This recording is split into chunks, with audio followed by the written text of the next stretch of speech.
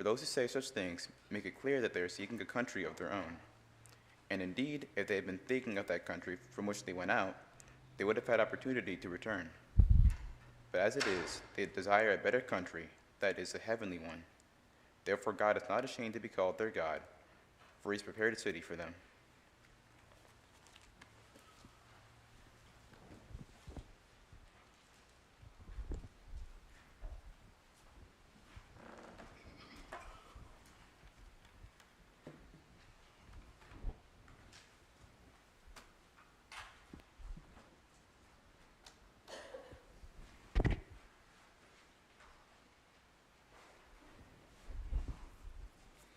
Good morning. Making sure this comes on. I don't know that it has to, though. It's good to see everybody here. Am I too loud? I feel like I am. Drop this down. Is that better? Okay. We miss Chris. I'm sure he's doing a good job where he's at and touching hearts as he always does and helping those who he's talking to. Look forward to hearing his son, Carlin, this evening. I'm just a warm-up act, so look forward to hearing him. My lesson today comes from Ryan Goodwin. He's a preacher at East Shelby Church of Christ in the Memphis area. Recent sermon he did. In fact, I think it was his last sermon. He's doing it before he moves away. So I think he's still there, but he's leaving soon, moving to Gainesville, Florida, from what I understand. So anyway, telling you that because it may play a slight role in why he talked about this, but I tried to make this my own as much as I could, but anyway, it was something that touched me, and I think I needed to hear, and maybe you feel like it might be something of benefit to you as well. We're in a very comfortable world we live in at times. I know people here have been through a lot lately, and I don't mean to negate that or sound like I'm not mindful of what people have gone through lately with some difficult times. We've lost loved ones and sickness and things of that nature, so please don't take me that way. But we do live in a comfortable world. And I want to talk about that everybody has their comfort thing. You can look at me, I have comfort food. Favorite pair of walking shoes, some of you are runners. Favorite pair of running shoes. Mattress, just right. That perfect pillow you got just right. T-shirt or sweatshirt you like to wear when you get home from work. Think about Dad's favorite chair that fits that kind of broken back almost. that may fit them just perfectly. It doesn't fit anybody else. Things of that nature we're all mindful of. The thing about a comfort zone, though, you finally get comfortable for some length of time when it's kind of perfect comfort, it's optimal, it gets broken in, it's just right. And then after that, what happens? The comfort starts to kind of dip. These diminishing returns kind of start to happen. It wears off, it wears out, or it just goes down in some level of comfort. Yeah, for me, my work shoes, I remember about, 15 years ago or 10 years ago or so, I realized $60, $50 pair of tennis shoes just didn't work for me anymore. I had to go higher, and that was hard for me to spend that money for those shoes, but I just had to have those shoes fit me just better. You may have that perfect thing that you think about, or that thing that you see as making you feel the most comfortable. For me and Lynn at home, the temperature, I'm needing it to be warmer now. She likes it cooler, so we fuss about that. That's another story. But you may have something you can think about there in regards to your perfect comfort thing. But once we get kind of comfortable with something like that, and maybe yours is different, it starts to wear out. It runs its course.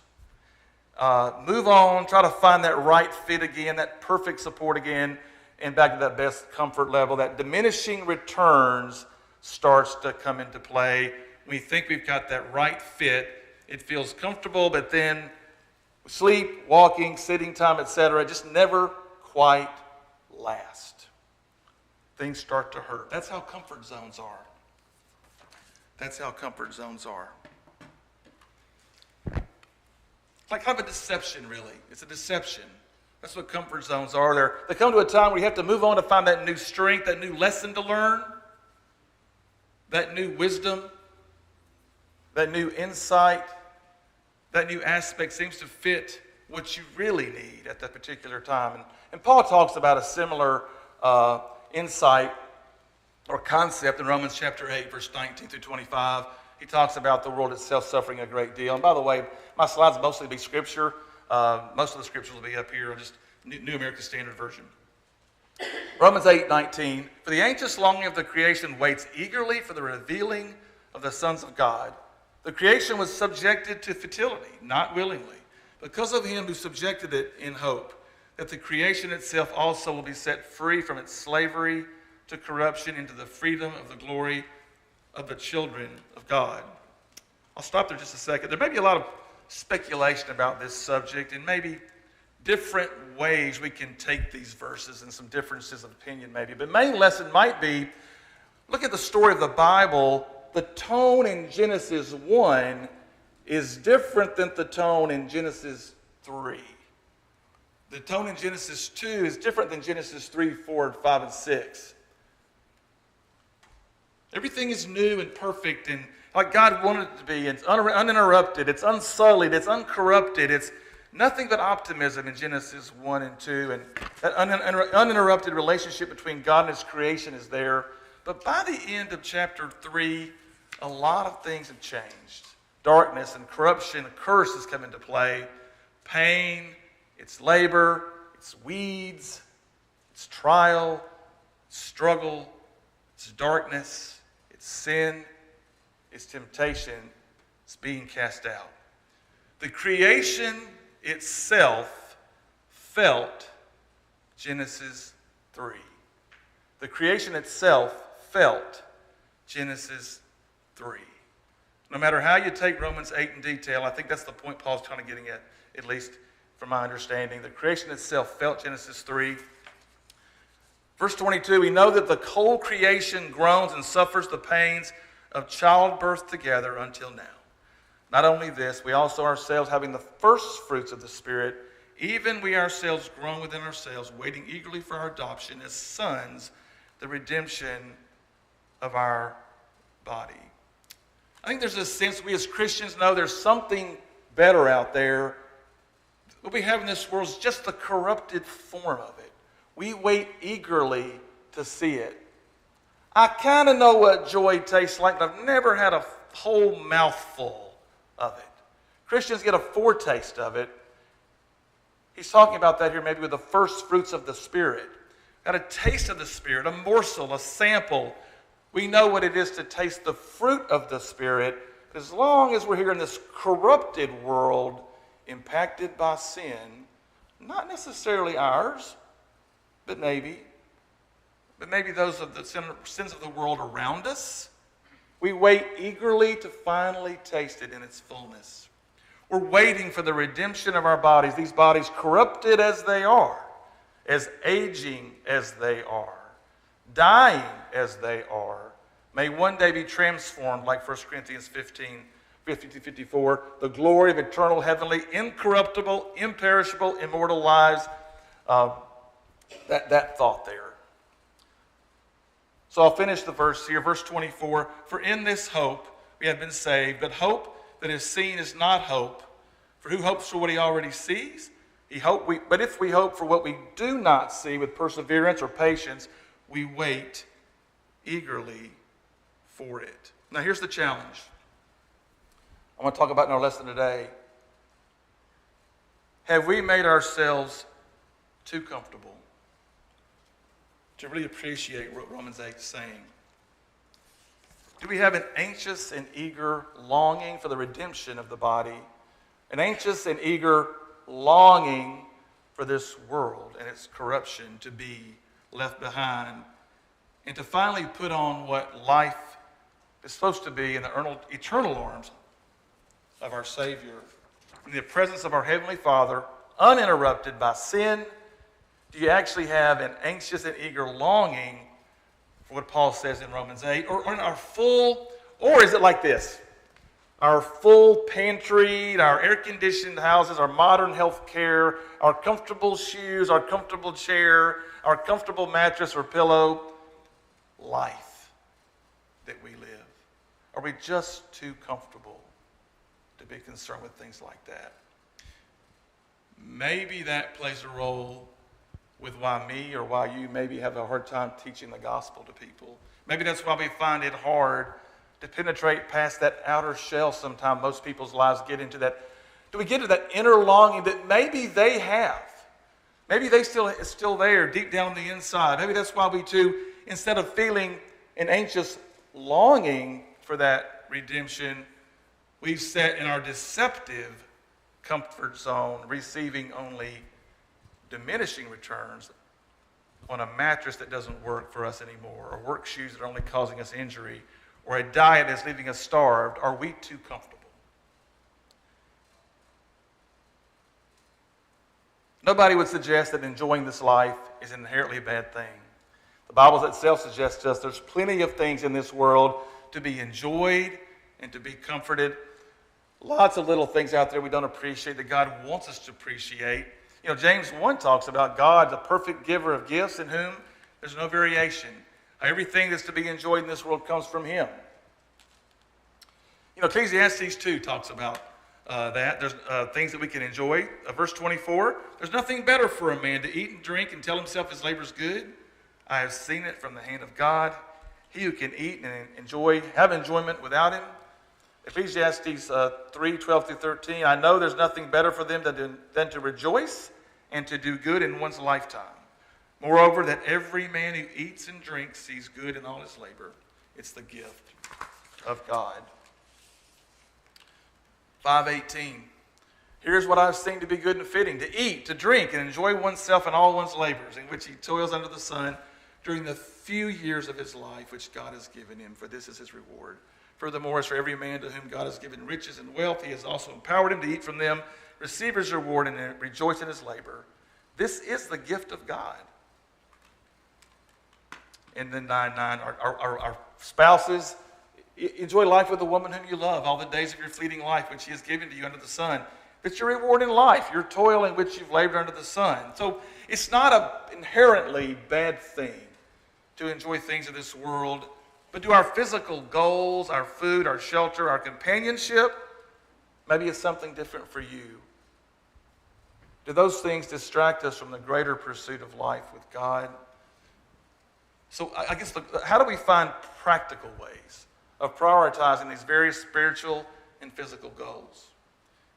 And we'll explore more in this lesson today.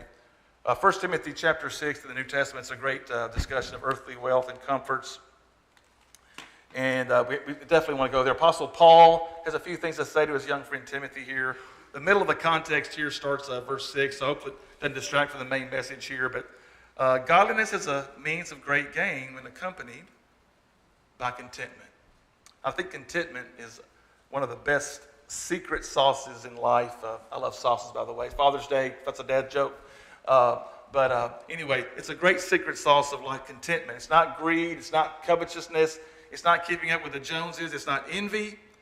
It's the reason why one of the 10 Commandments is about not coveting your neighbor's stuff. And one of the most fundamental commandments of the old law. Don't go looking with covetousness in your heart at your neighbor's life or his stuff or his marriage or anything. That's bad place to be. Bad road we're going down. We must have contentment. We must have that secret sauce. Verse 7, we have brought nothing into the world, so we cannot take anything out of it either. A very ecclesiastical type statement. Solomon made similar statements where he lamented the idea where he came naked into the world and naked we're going to go. Ecclesiastes 5:15. What a sad and vain thing to spend your life pursuing wealth or whatever that is, and you're just going to have to leave that to someone else. You don't know if he's going to be smart or if he's going to be a complete idiot. He's going to ruin your posterity. So he finishes here in the verse there. If we have food and covering, with these we shall be content. With these we shall be content. 1 Timothy 6. It's asking the question here, is your sense of comfort properly calibrated? One of the sad things of modern life, and maybe any generation, maybe we can say the same thing going back, but serious reconsideration maybe we should have to do to really think about comfort levels. I don't think I would be capable, maybe you, being happy in 1950 or 1900 or 1850 or 1800. I'd have a hard time adjusting and recalibrating my sense of comfort to live in another age other than the one we live in now. You know, inconveniences throw our life into a tailspin. You know, the microwave's not working, the Wi-Fi's down, the air conditioner's not right. We can go on and on there. The emotional tailspin that can throw us to, and these slight modern inconveniences are hard to deal with, as we all have probably felt. But here's Paul saying to Timothy, if we have food and covering, with these we shall be content. I know I struggle with that verse. It's no wonder in Matthew 19, Jesus told the rich young ruler, he told his disciples after the guy left, they said it's pretty hard for a rich man to enter the kingdom because his sense of comfort is so badly miscalibrated, maybe. It's like using an instrument or two that's giving you bad readings. Are you happy? Are you comfortable? I don't know if a lot of us would be able to say that because of things. Even a few years ago, you know, the Wi-Fi's out, the cell phone, the microwave, we just talked about that. For me, I have to have a CPAP to sleep. You know, that's another story. Let's talk about leaving your comfort zone then. The problem with any comfort zone at any age, at any time, even Solomon 3,000 years ago had to struggle with comfort zones, and Ecclesiastes is clear about that. But the real problem, I think, with any comfort zone in any age, it provides the illusion, the deceptive illusion. It gives you that idea of consistency, that idea, that illusion of security, that illusion of control. We need to be careful about. And that's part of what the lesson is today. You know, I'm at work. I know where all the pins are. I know where all the batteries are. I know everybody at work. I'm very comfortable with them. I know my job. When I'm at home, I know if the lights are out, I can get from one side of the house to the other. I know how to get there. You know, I know where everything is. I'm comfortable with that. I won't stub my toe in the nighttime when the lights are out when I walk across the house. I'm very secure with that. I love routines. But are we sometimes like an old pair of shoes, like a worn-out garment? If we're paralyzed by the need for physical comfort, we might never realize we actually have a greater actual spiritual need that transcends earthly measurements. And Paul talks about this in 2 Corinthians in chapter 5. And before we look at that, you know, Paul is a very interesting person to talk about comfort zones. In 1 Timothy, 2 Corinthians, we mentioned him talking about comfort zones. And you think about him just a second. He's raised in Tarsus, probably a wealthy city. The Jewish community at that time in Tarsus was very wealthy. You know, businessmen and traders and people in all manners of business were there. Probably raised in a well-to-do family. He studied under the feet of Gamaliel. That was a big deal. He probably had plenty financially, maybe business connections. A man who was raised in a wealthy family, wealthy place, business connections, successful as a Pharisee, rising star in the Sanhedrin. He left all that behind to do what? To become a traveling preacher for an upstart new religion. So anybody who can talk about comfort zone leaving or how that might affect them, it might be Paul. Not that I speak from needs, this is Philippians 4, 11 through 13. Not that I speak from need, for I have learned to be content in whatever circumstances I am. I know how to get along with a little. I also know how to live in prosperity.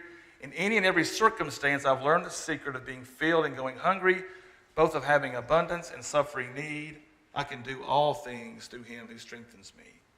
Paul did learn how to deal with comfort zones as far as how to deal with them. In 2 Corinthians 5, 1 through 4, again, Paul talking, we know if the earthly tent which is our house is torn down, we have a building from God, a house not made with hands, eternal in the heavens. For indeed in this house we groan. Same language, Romans 8. Creation itself groans. The sense of groaning. Longing to be clothed with our dwelling from heaven. Verse 3, inasmuch as we, having put it on, will not be found naked. For indeed, while we're in this tent, we groan, being burdened, because we don't want to be unclothed, but to be clothed so that what is mortal will be swallowed up by life. You know, from personal experience, I don't know how it is to be homeless.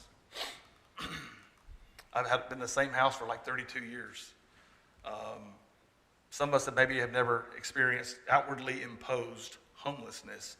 Maybe we don't understand how it is not to have a home. Maybe there's someone here who can relate to that more. I think the military who move a lot and deal with that idea of not being in the same home all the time, the difficulty of that. And there's some here that have just recently come into a new home and dealt with the newness of that and the problems with that, the anxiety of that. So I don't know how to talk about that as much, but the anticipation of a house you don't even know much about yet, never seen it, never been in it, those kind of things I'm sure can be anxious for some and create stress. Paul's saying here in this house we've grown, we know God's calling us in faith to step out of our comfort zone, calling us to do the hard things of discipleship, but we don't want to leave that comfort zone. God, I know you're asking me to be a disciple. I know you're asking me to stretch myself in my personal faith or do things I'm not comfortable doing, to teach more, to learn more. I know you're asking me to fight better against that temptation or with more vigor. Maybe I should teach that friend I've been thinking about, or teach my spouse, or teach my children better with more consistency. My family member. Talk to someone I care about deeply. I'm just afraid to talk about. Maybe they've gone astray or they need to come into the fold. I know what you want me to do, but I'm comfortable right here. I just don't want to take that leap of faith you're asking me to do. I'm in a tent, right? Talks about I'm in a tent. Dark and scary. I'm not a big fan of tents anymore. I used to be. It's not ideal, but a tent is better than nothing. What you're asking me to do, God, is to unzip that tent, leave my comfort zone, step out into the dark forest in faith. There's a permanent home out there if I just follow your path. It's hard to leave that comfort zone, and maybe it's just a tent. A tent's better than nothing, though. Like he said in Romans chapter 8, that hopeful faith. We don't hope for things we see. We hope for things we don't see. We've got to step out there knowing if we follow God's path that it will be okay. He told the disciples in John chapter 14, verses 1 through 3, don't let your heart be troubled. Believe in God. Believe also in me. In my Father's house are many dwelling places or rooms. If it were not so, I would have told you. For I go prepare a place for you. There are many spots. There's room for everybody. That's me talking right there. I go and prepare a place for you. There's many spots. There's room for everybody. It's good that I go. He's making spots. He's making rooms for us. Mansions for us. You know, in chapter 14, they were sad. The apostles were sad. Right? They were sad right now. He said, don't be sad when I leave. I'm going to prepare that place for you. Many rooms. So what's the prescription in all this? So this is a situation where the disciples are hearing this from God and trying to understand it. Jesus was getting ready to die on the cross. And by the way, I appreciate Brother Clarence leading 2 songs about heaven today. That's the home we would definitely want to go to. Appreciate that very much. Very apropos. But in Matthew 19, we referenced that earlier. The rich young ruler comes to Jesus. What are all the commandments I need to keep? What else do I need to do? I want to be a part of the kingdom. What do I need to do? And Jesus said, I think you know what the commandments are. You know you've got to honor your father and mother, other things. I've done all those things, he says. I can read Deuteronomy. I know what I need to do. I've done all those things. But maybe there was something inside of him, this gnawing sense of he was missing something. And what am I still lacking? And with love in his heart, Jesus looked at the rich man, young man, in the eyes. Okay, you're right. There's still one thing you're lacking. Go sell all your possessions, give them to the poor, come follow me. And he couldn't do it and went away grieved because he had too much stuff, too much property. Give the man some credit, though. I think he was probably, a morally honest person. I'm not there, but he strikes me as someone who's trying to dig a little deeper. He's asking himself, what else do I need to do? something inside of me telling me I need to do something else. I'm not satisfied with just surface level. I've done these commandments. What's that deeper thing? What am I missing? And that's good honesty. I appreciate his honesty. It's great to see. More of us could emulate that kind of honesty with ourselves, examining ourselves. You know, Mark 16 says, believe and be baptized. Well, I've done all that. Comparing ourselves to the rich young ruler. I was baptized. Okay, what am I lacking, though? He had the kind of honesty to dig deeper, and he was not satisfied with easy answers. God, suspecting that, knew what to tell him. Jesus knew what to tell him. God was asking him in so many words to leave his comfort zone. Now, for you and me, it may not be selling our possessions. Maybe that's not our comfort zone. Maybe that's, I think we need to be careful here not to make some blanket requirement that we ought to go sell our stuff and sell it all to the poor. I don't think that's the lesson here.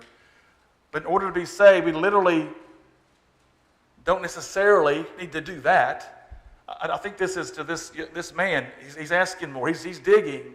That's what he needed to do. For him and his money and his stuff was his distraction. What's yours? What's mine? What's your one thing? I'm willing to give you everything, God. Anything you ask but that one thing. 99.9% of me is ready to go. Everything I do is, God, is yours. Almost all my stuff, but there's this one thing in my back pocket. That's mine. It's not yours. That's mine. That's my thing, God. You have everything else. This one thing is mine. The rich young ruler, Jesus addressed his one thing. We have to ask ourselves, what is ours? We got to stop caring about that so much. We looked at 1 Timothy 6 through 10. And the end of that chapter goes in verse 9 there. Those who want to get rich fall into all types of temptation and snare and many foolish and harmful desires which plunge men into ruin and destruction. The love of money is the root of all sorts of evil. Some, by longing for it, have wandered away from the faith and pierced themselves with many a grief or pain. The prescription for that, though, is in verse 17. So if that's you, if you're in that boat, if the love of fill in the blank is causing many a grief in your life, the prescription's in verse 17 of 1 Timothy chapter 6. Instruct those who are rich in the present world not to be conceited or fix their hope on, this is a good one, uncertainty. Uncertainty of riches. We talked about comfort zone being a deception that lulls us into a false sense of security, as if you can control everything because you have the power over the temperature in your home, the thermostat, control your life, you own that car, you drive wherever you want, in control of your life because you got a promotion in your job, an extra set of keys because you became the one in charge at work. I remember becoming a director 30-something years ago thinking I was it, I was there. I learned over time that wasn't everything.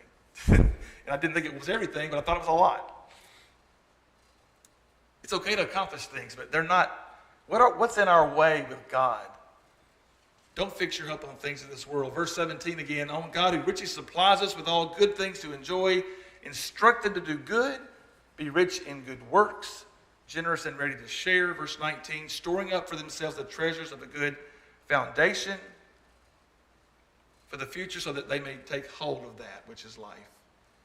Indeed, we're all different. You don't have to go through what I've gone through. I don't have to go through what you've gone through to know or experience these situations. And we can relate with each other in different ways. Maybe Ryan preaching this was talking about him leaving and the comfort zones that him being there. I think there was some of that going on when he preached this lesson. I think about us today here. What are we going through with comfort zones that we're a little too connected to on this earth? We should embrace little moments of discomfort in life that stretch us. Just don't avert our eyes from how ugly the world can be. Awareness, I think, helps us long for solutions, especially of the eternal sort. Even though our life might be somewhat comfortable, we sure can compare it to the 6 billion in the world who are definitely less comfortable than us, maybe, in many ways. Or maybe there's 6,000 or 60,000 in Clarksville that may have an anxious longing for that redemption that you or I maybe have taken for granted all these years. The gospel's in our hip pocket. We know it. But we sit there and do nothing with it. You just sit there and do nothing with it. While the world of hungry, impoverished people whose life expectancy may not be longer than 40 years or so in many parts of the world are longing for something more. Maybe they're longing for something eternal, more glorious, more lasting than a life of poverty and obscurity in a third world country, or maybe even here. Don't avert your eyes from how ugly the world can be, like Genesis 3, 4, 5, and 6 in the rest of the Bible, which can be a witness or a strong testimony to how much we need to go to heaven. And don't resent others for taking different paths than us. Some need to do something pretty drastic to change their comfort zones. You think about it, some do move away. And some put themselves in different situations to make sure they get a fresh start or a new perspective.